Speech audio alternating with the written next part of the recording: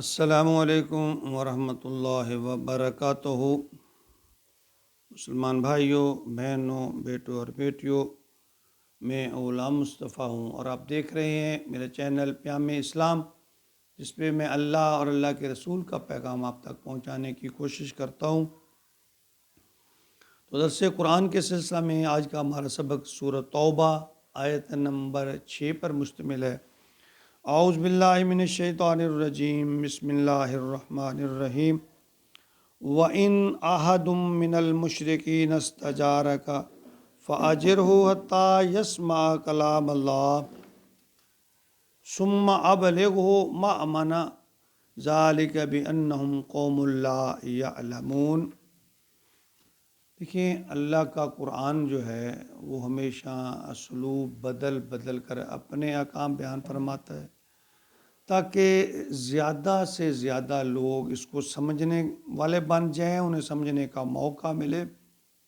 دیکھیں، ہر انسان کی سوچنے یا سمجھنے کی صلاحیت وہ ایک جیسے نہیں ہوتی، مختلف ہوتی ہے۔ کوئی نرمی سے سمجھتا ہے، کوئی سختی سے، کوئی ڈر سے اور کوئی طمع و لالچ سے۔ کسی ذہن میں فوراً بات آ جاتی ہے اور کسی ذہن میں بات سمجھنے میں اس کو ٹائم لگتا ہے۔ تو کوئی بات کو ڈائریکٹ سمجھ لیتا ہے، کوئی انڈائریکٹ سمجھتا ہے۔ تو قرآن انسان کی ان سب کیفیات کو مد نظر رکھتے ہوئے جو اسلوب بیان کرتا ہے، یعنی جو مدعا اور مقصد ہے کہ لوگوں کو اصلاح کی طرف ترغیب دی جائے تاکہ ان کے لیے کوئی نجات کا ذریعہ بن جائے، نہ کہ ڈرانا دھمکانا یا رسوا کرنا، ذلیل کرنا مقصد ہے۔ گویا اللہ کی رحمت زیادہ سے زیادہ لوگوں کو مستفید کرنا چاہتی ہے۔ فرمایا وَإِنْ أَحَدٌ مِّنَ الْمُشْرِكِينَ، اور اگر مشرکین میں سے کوئی نستجارہ کا، جو تم سے یعنی کوئی بھی شخص آپ سے پناہ طلب کرے، فَأَجِرْهُ، تو آپ اسے دے دیں، حتیٰ یسمع کلام اللہ، یہاں تک کہ وہ اللہ کا کلام سن لے۔ اب دیکھیں کیسی یعنی سختی، پھر نرمی، پھر قتل کرنے کی دھمکیاں، گھراؤ کرنے کی، اور اب جو اسلوب ہے فرمایا کہ اگر کوئی مشرک، وَإِنْ أَحَدٌ مِّنَ الْمُشْرِكِينَ، مشرکین میں سے کوئی بھی آدمی، کوئی بھی شخص استجارہ کا کوئی پناہ طلب کرے، فَأَجِرْهُ، اسے دے دو، حتیٰ یسمع کلام اللہ، تاکہ وہ اللہ کی بات کو سن سکیں۔ یعنی اس وقت جو حالات تھے، کچھ لوگوں نے تو رسول اللہ صلی اللہ علیہ وسلم کو سنجیدگی سے نہیں لیا، اور کچھ ایسا تھا کہ وہاں کے جو حکمران تھے ان کے ڈر کی وجہ سے لوگ مرعوب ہو کر، خاموش ہو کر بیٹھے تھے، وہ اس طرف نہیں آ رہے تھے۔ تو اس حوالے سے حکم دیا کہ ان لوگوں کو اگر وہ اس کو سوچنے سمجھنے کے لیے تم سے کچھ ٹائم طلب کریں، تمہاری پناہ طلب کریں، انہیں موقع فراہم کریں کہ وہ قرآن کو سمجھنے کو، اللہ کے پیغام کو سنیں، سمجھیں، تو گویا یعنی اللہ فرما رہے ہیں کہ یہ جو اللہ کا کلام ہے، اس کو سمجھنے کے لیے انسان کو وقت دینا ضروری ہے۔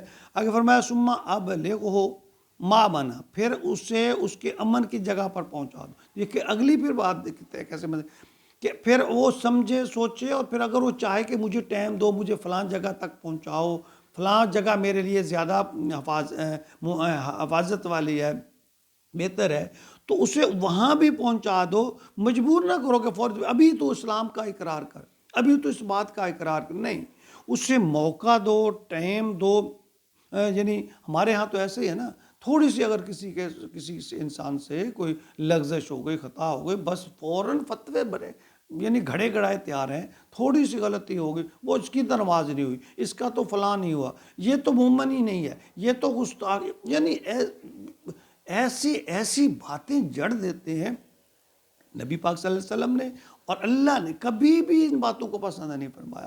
اللہ قرآن پاک میں یہ فرما رہے ہیں کہ اگر کوئی انسان سوچنے سمجھنے کی کوشش کرتا ہے، وہ یہ چاہتا ہے کہ میں اس کو دیکھوں، پرکھوں، تو فوراً یعنی نہیں ابھی مانو جی، اس کو تسلیم کرو، نہیں تو تمہاری گردن اڑا دی جائے، ایسا نہیں ہے۔ اللہ فرماتے ہیں اس سے مہلت دو، اسے محفوظ جگہ پر پہنچاؤ جہاں وہ کہتا ہے، یا اپنی پناہ میں رکھو، اسے سوچنے کا موقع دو۔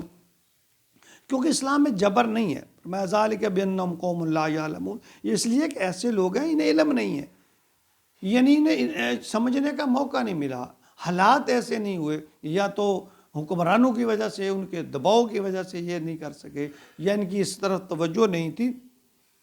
تو انہیں دعوت دو، دعوت دینے کے بعد انتظار کرو کہ وہ دیکھیں، وہ کریں، سوچیں، سمجھیں. تو فرمایا یعنی پناہ طلب کرنے والوں کو پناہ دے دو، انہیں سوچنے کا، جو چاہتے ہیں ان کو سوچنے کا موقع دو کہ وہ اسلام کی حقانیت کو سمجھ سکیں. صلح حدیبیہ کے بعد بہت سے کافر جو ہے وہ امان طلب کر کے مدینے آتے جاتے رہے اسی طرح. تو پھر انہوں نے جو مسلمانوں کا اخلاق یا کردار اس وقت تھا، انہیں اس کا مشاہدہ کرنے کا موقع ملا، پرکھنے کا موقع ملا. ایسا ایسا بہت سارے لوگ جو ہیں وہ دائرہ اسلام میں داخل ہو گئے. تو دوسرا یہ بھی ہے کہ غیر مسلم جو ہے یا مشرک جو ہے، تو انہیں تمام حجتوں کا عذر باقی نہ رہے کہ وہ ہمیں تو جی موقع ہی نہیں ملا، ہمیں تو کسی نے بتایا ہی نہیں، ہمیں تو سمجھ نہیں آئی. تو یہ مقابلہ نہیں کرنا چاہیے کہ ان کے ساتھ بس یہ ایسے ہی کرو. اللہ تعالیٰ فرما رہے ہیں اللہ اکبر. دیکھیں دین میں کفر اور شرک سے بڑھ کر کوئی گناہ نہیں ہے، ٹھیک ہے نا. تو اللہ نے اس کے لیے بھی توبہ کا دروازہ کھلا رکھا ہے، یعنی توبہ کر لو، نماز کی پابندی، زکوٰۃ دینے والے بن جاؤ، تم بھی رحمت اور بخشش کے حقدار بن جاؤ گے. اور اس کی یقین دہانی کرائی گئی ہے. تو ہمارے ہاں تو لوگ اس قدر جذباتی ہیں، ذرا سی غلطی ہوئی فوراً فتوے یعنی شروع کر دیے، اگرچہ خود اس پر عمل نہ ہو، دوسروں پہ فتویٰ ہم نے جڑ دینا ہے کہ گویا تو جیسے ہم تو فرشتے ہیں نا بھی. تو اس کے بارے میں یہ بھی ہے کہ اگر غیر مسلم اسلام کے بارے میں جرم کا مرتکب ہو جائے نا، یہ یعنی اس سے ایک نقطہ نکلتا ہے کہ اگر کوئی غیر مسلم بھی ہے اور وہ اسلام کے بارے میں لاعلمی میں، جہالت میں یا کسی وجہ سے وہ اسلام کے کسی بارے میں کسی جرم کا ارتکاب کر بیٹھتا ہے، تو اسے اصلاح کا موقع دو، اپنے پورے بات اس کی سنو. ایسے نہیں ہے بس جی پکڑو، بس اس کو جرم میں ٹھوک دو، اس کو قتل کر دو، اس کو جلا دو، یہ کر دو. نہیں، اگر وہ اس سے احساس ہو جاتا ہے کہ میں نے یہ غلط کام کیا اور وہ اس کی توبہ کر لیتا ہے، اصلاح کر لیتا ہے، تو قرآن کہتا ہے اسے موقع دو. یعنی یہ نہیں ہے کہ اس سے تھوڑی سی غلطی سرزد ہو گئی تو بس جی اب تو اس سے زندہ رہنے کا حق نہیں ہے. نہیں، ایسا نہیں ہے. اسے پورا اسے اپنے موقف کو بیان کرنے کا موقع دیا جائے، اور اس کے ساتھ ساتھ اگر وہ اس کو احساس ہو جاتا ہے کہ میں نے یہ بات غلط کی ہے تو اس سے موقع دیا جائے کہ وہ اپنی اصلاح کر لے. اگر وہ اصلاح کر لیتا ہے، دیکھیں اگر وہ ڈٹ جاتا ہے، خدا نخواستہ اگر کسی اسلام کے کسی وقت پر اور علان اس کی بغاوت کرتا ہے، وہ الگ بات ہے. اگر وہ احساس ہو جاتا ہے کہ میں ایسے میں کر لوں کہ یہ غلطی ہو گئی مجھ سے، میں اصلاح کر لوں. اور اس میں ایک اور بھی نکتہ ہے کہ جنگ میں غالباً حضرت عمر کے بارے میں، شاید مجھ میں اگر غلط نہیں، بہرحال صحابی کے بارے میں، تو ایک کافر تھا، تو اس کو آپ تلوار لے کر کھڑے ہوئے، جو ہی اس کے اوپر تلوار تانی تو اس نے کلمہ پڑھ لیا، تو صحابی نے اس کو قتل کر دیا. تو معاملہ حضور صلی اللہ علیہ وسلم تک پہنچا، تو انہوں نے کہا آپ نے اس کو قتل کیوں کیا جبکہ اس نے کلمہ پڑھ لیا تھا؟ تو صحابی نے عرض کی یا رسول اللہ، وہ تو ڈر کے بارے میں، ڈر سے اس نے تلوار کے ڈر سے اس نے کلمہ پڑھا تھا. تو آپ نے فرمایا کہ آپ نے اس کا دل چیر کے دیکھا تھا کہ اس نے ڈر کے کلمہ پڑھا ہے؟ یعنی اسلام میں اتنی سختی نہیں ہے جتنی کہ ہم کر جاتے ہیں، اتنی بغاوت نہیں جتنی ہم کر جاتے ہیں، اور اس کے پھر نتائج اچھے نہیں نکلتے. اسلام اصلاح کا مذہب ہے، امن کا مذہب ہے، سلامتی کا مذہب ہے، اور جبر بھی نہیں ہے. کہ انہی صورتوں سے ہم نے پچھلی آیت میں پڑھا کہ جبر نہیں، اس میں کسی پہ جبر نہیں کرو، ان کو سوچنے سمجھنے کا موقع دو. اگر وہ اسلام قبول کر لیتے ہیں تو فابیا، یہ نہیں، اگر وہ بغاوت اعلان نہیں کرتے اس وقت تک ان کے ساتھ ناروا سلوک نہیں کرنا چاہیے. اللہ تعالیٰ ہمیں قرآن کو سمجھنے کے، ہم جب قرآن کو پڑھتے نہیں ہیں، سنی سنائی باتوں پر چلتے رہتے ہیں، جب ہم قرآن کو کھول کر پڑھیں گے تو یہ ساری باتیں آشکار ہو جائیں گی کہ ہم نے ان کے ساتھ کس طرح کا رویہ اختیار کرنا ہے. مشرکین کے بارے میں جب اللہ کہہ رہے ہیں تو کہ توبہ کر لیں تو ان کو چھوڑ دو، نظر انداز کر دو، تو ہر کے لیے موقع ہے. اللہ تعالیٰ ہمیں قرآن کو سمجھنے کی توفیق عطا فرمائے اور عمل کی توفیق عطا فرمائے. وما علینا الا البلاغ.